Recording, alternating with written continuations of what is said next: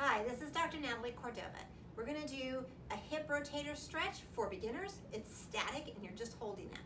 So go ahead and get into a comfortable position on the ground, legs extended, bringing in one knee, holding it there so that you're stretching the back of your glutes and allowing that to stretch, and you're just holding it there.